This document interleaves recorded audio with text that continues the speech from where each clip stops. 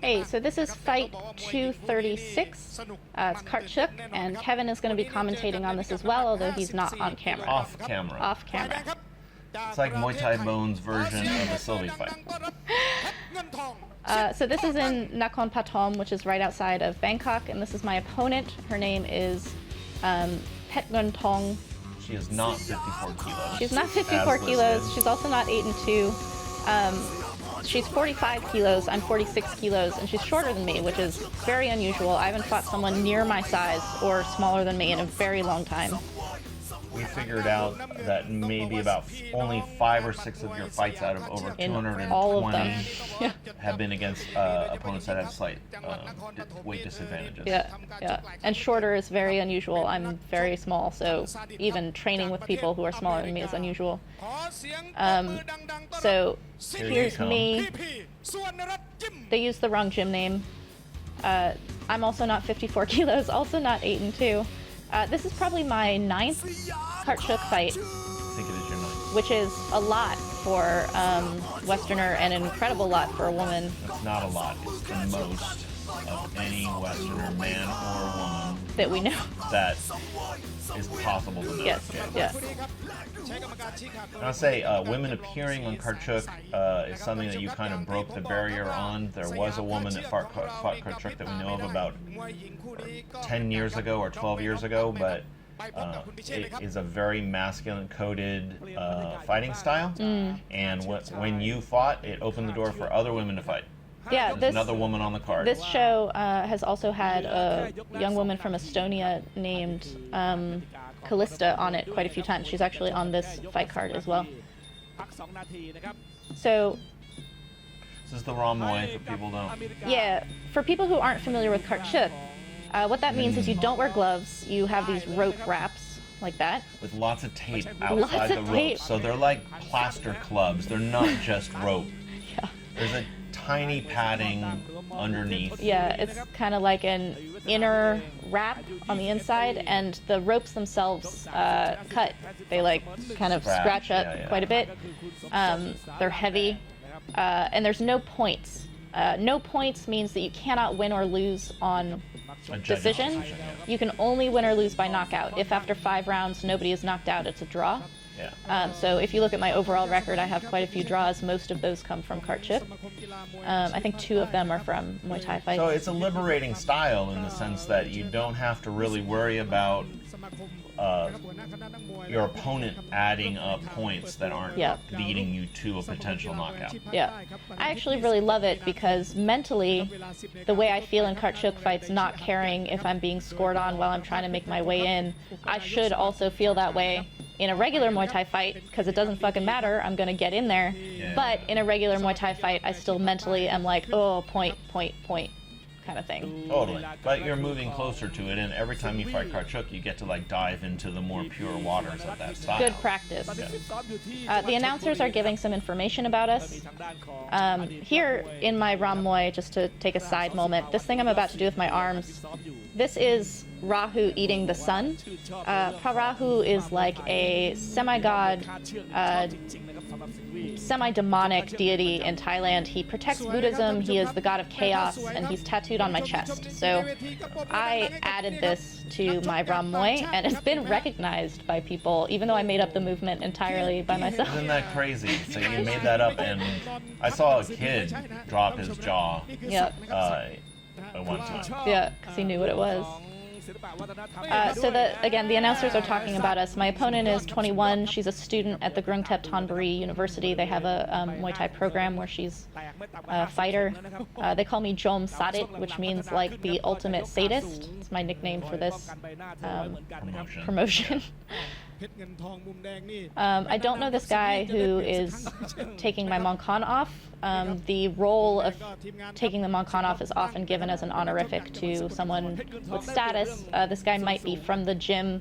They gave the wrong gym name. He might be from that gym, or he might be a sponsor or something like that. But in your corner, and he's not going to be in the footage, is Karahat, the legend. Yeah. He came up from Bangkok with us.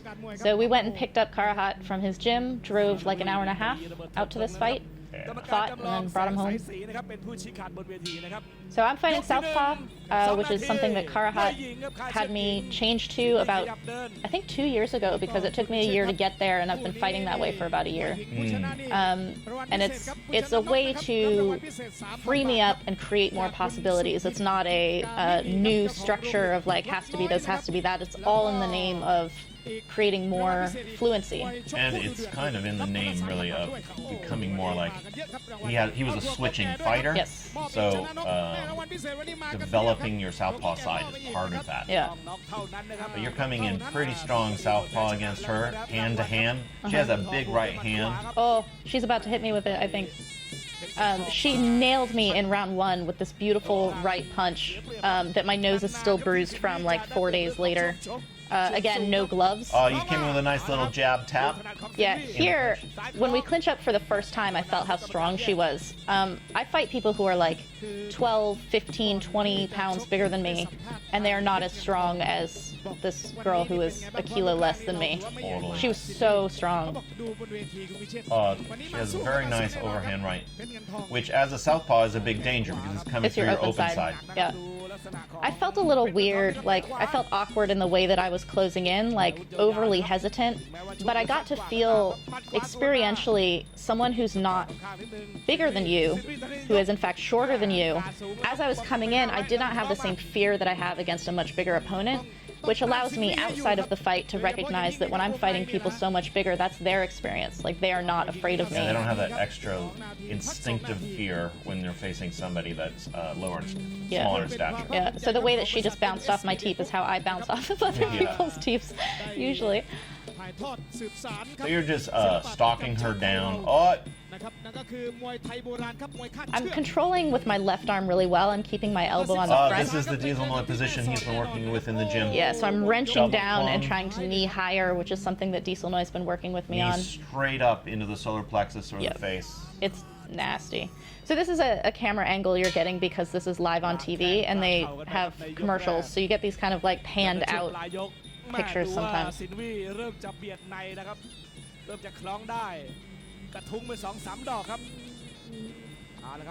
Nice. So catching her leg, sweeping it, and kicking back is something that I do in training and would love to do in the ring and just did. Look at you framing with that left hand. Yeah. That left hand, very nice. And then a Yokun Pon shoulder push off. Pop off, yeah.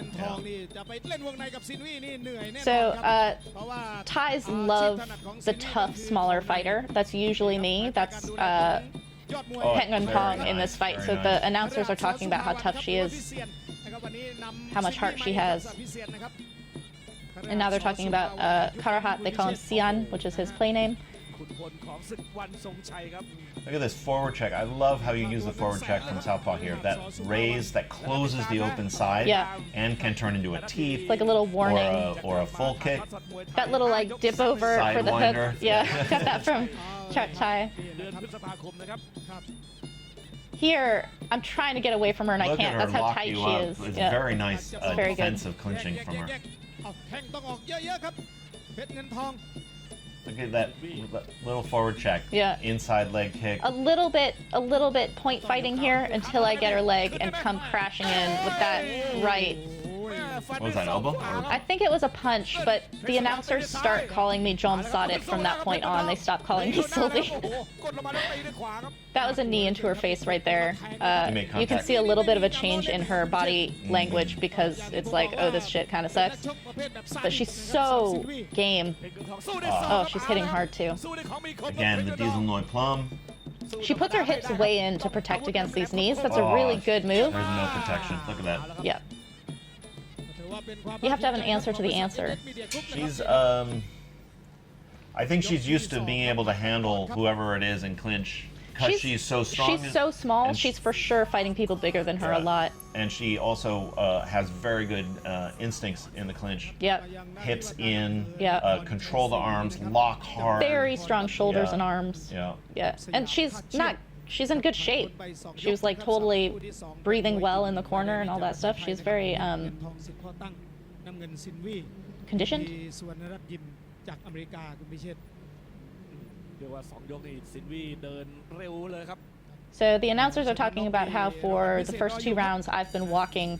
Going into this round, the promoter reminded me that there's a knockout bonus, which I'm trying to knock out anyway because it's Karchuk, but it's an added incentive. It's an added incentive. What? Immediately to the lock. Immediately to the lock. She's trying to put her hips in on you. She went to my body, which is, as the shorter fighter, that's really good control. It's very hard to like get out of that. You have to do it quickly. Oh, and she started going to the leg. Yeah. That's Sylvie's standover. Patented standover. So you're keeping a lot closer ground right now, the 3rd round. Yeah. I need more control of my guard. That's like one of these main things that I'm working on. And it's again left arm in, shoulder on the, elbow on the collarbone. Yeah, the way I'm coming in is what's allowing me to have my elbow on that front part, but I have to come in guarded so that I don't have that slow down right as I'm getting into the range. Like that was better. Punch out of it. My arm's locked out there, but I have a good grip on the left side. But you just rolled over on it. Yeah. Look at that. And then knee to the head. Yeah. The outside position has that attack, especially when the fighter is shorter than you. Yeah. Every position has strength, and every position has a trade-off. So. She's trying to put her hips in on you, and it's just not enough because you were dragging back. So he's getting an 8 count. Which, there was a question online about why is there an 8 count if this is a knockout or nothing fight. Oh, look how tough she is. Yeah. And there might be a sense that this is a female fight, so they're protective a little bit with the 8 counts instead of letting a knockout evolve. Yeah. Again, you fight through that knee. Oh, very this nice. Is Diesel Noi here. Diesel Noi's been training you like you just keep I need to skip my leg back a little bit more the way that Diesel Noi has been teaching me. But closer. Oh, nice. That over right. Jesus. Oh, there's mine. I have one too. There I went into orthodox for a second, and I got my rhino elbow right at the last second. You say you stole that from Kem, but I think Crew 10 of Santai taught it to you first. No, Crew 10 taught me the rhino elbow. Yeah. I stole the pat down and then into rhino elbow from Kem. So the setup I stole from Kem, but the rhino elbow itself is from Crew 10. I love how Crew 10 does that. I love Crew 10. He does it so like slow. It's like a slow motion elbow. Comes right between the guard. Yeah. There's no rise on it almost. It's like a rhino horn. Yeah, totally. So that was round 3. Clearly, you're gonna you have the advantage. If this was a points fight, it would be nobody would be betting against you at this point. But the question is, it's a knockout or nothing. It will be a draw if you can't knock her out. Yeah. So she's trying to time me a little bit more. She has a nasty low kick that she times really well. She actually got me down, and the whole audience cheered. You bounced back up like you just wanted to keep fighting. Yeah. I was like, the ref didn't break us. We keep going. So you're closing in up. There's a right hand of some kind. Yeah. I like to. This is a position I love, actually. We used to work on this. The half behind thing? Yeah, the half behind. It's a mid-clinch grab with spin. Yeah. So I like to think that I'm a little bit, that's from Krunu, although my head went down, that's not how he teaches it, but I was trying. She is just firing to like defend. She's trying to put those hips in, she can't get them in. Now she's blocking with her arms, which there's no points, but Diesel Noi says when the opponent starts to do that, you just go over it. So you're like knee, their arms come down and you just go over it. Or elbows. Oh, there was one. Catching and elbowing is something that I love to shadow and don't often reach in fights. Yokun Pong wants that. Again with the center.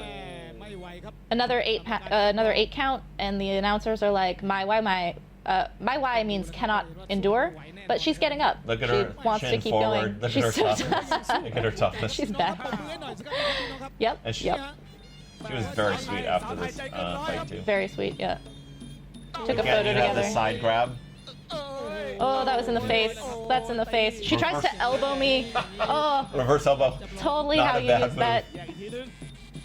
I think she's gassing a little bit here. Yeah, I'm wearing her out. I like to think that I'm like Long beautiful teep against the ropes. That's how you just get past that. Just get past that teep. They want me to elbow. They're yelling "sock, sock," but now that's enough. The referee calls it. That's basically a like, let's not let this continue the way it's that not going to go well. It's a kind of TKO. They're not going to put her into the point of an actual unconscious knockout, which is the way it should be. Yeah. Those are not my teeth. That's my mouth guard. I don't have goober teeth. But so this is a sponsor. I got a knockout bonus of 2,000 baht. So there's an envelope behind that sponsor placard. My goober teeth. You love them. You need a piece, like a little piece of straw hanging out of your mouth. Totally, and like a cowboy hat and overalls. And this guy gave me an additional bonus. So I don't think I've ever gotten like sponsor bonuses out of a fight. I've gotten tipped out by gamblers, but very little. Now we're going to switch over to my camera, which was running. I was also holding the live stream. Live stream every fight of yours. So here's Kevin's camera. So this is my camera running. We're gonna, so you can get some sense of the environment of what a promotion like this is like. Yep. Right. We're gonna walk around the ring. You'll glimpse Karahat, who you didn't see in the film because all the corner work was edited out. Yeah. So there's Karahat. Taking my mouthpiece out because he's awesome. So sweet. He's just great energy to be around. He takes great care. So this is the promoter. I can't remember what he said to me, but it was good. He was saying something about the knockout. And we have no real control over, even know who you're going to fight most of the time. Never. We just tell the promoter, is there an opponent for sure? So that we know to rent the car. Yeah. Yeah, totally. So I have to walk barefoot because there's a catwalk to get into the ring. So you take your shoes off, go up on the stage and walk in, but then you exit somewhere else. So I have to go find my shoes, which is where the other guys are entering. I give a fist bump to this guy because we fought on the same card many times. And then this is Callista that you don't quite see. She's fought Karchuk quite a few times. She fights on TV a lot, actually. From Estonia, and she's like 17, 18 years old. This is the opponent who's about to fight Callista.